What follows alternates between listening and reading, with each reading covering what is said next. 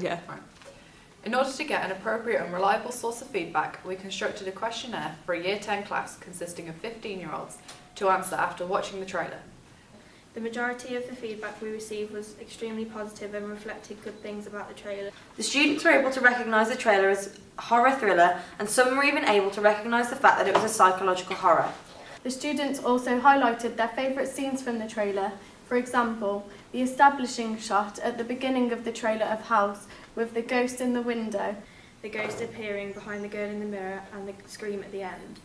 As well as this, they did not pick up on things we could have possibly improved on, such as the knife scenes not making sense, some character scenes and the location of the house. The trailer made the plot easy to understand and grabbed the attention of the audience, meaning many of the comments we received were about students wanting to view a feature-length film based on our trailer plot. Finally, the biggest worry for me was the build-up of tension throughout the trailer, but each questionnaire said that there was the perfect amount of tension in the trailer without giving away any of the plot or solving the mystery for the audience. A massively popular element of our trailer was one of the very first scenes with the ghost stood in the window of the house. Many said it was one of the scariest parts, and a lot said it helped to build tension before the trailer even really begins. One thing that was pointed out a lot was the knife scene that was filmed with Jacob in. Because the trailer was primarily about a ghost attacking a group of students, but we wanted to add to the trailer by making it seem like the male of the group was trying to attack the girls, when in fact he was saving them. This didn't seem to work as well as it should have with the knife scene, as it confused the audience.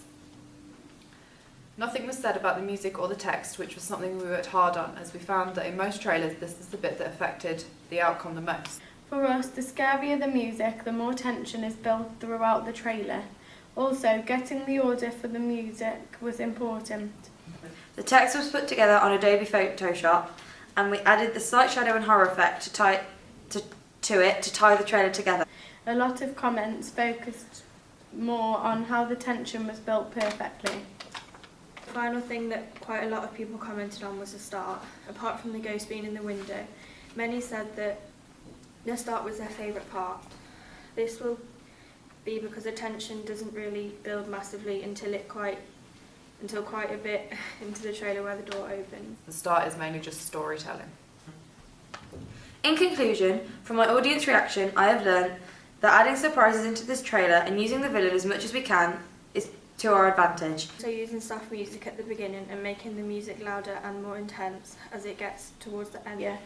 All of this together is something that appeals to the viewing audience that we have chosen is appropriate for our trailer. We got the idea of building tension this way from Amityville: The Awakening from 2014. I also know now that trying to add tension by keeping the audience guessing is not something that necessarily works without confusing the audience. Also, I now know to try and build the tension Right from the start, Instead of just telling the story. Ding.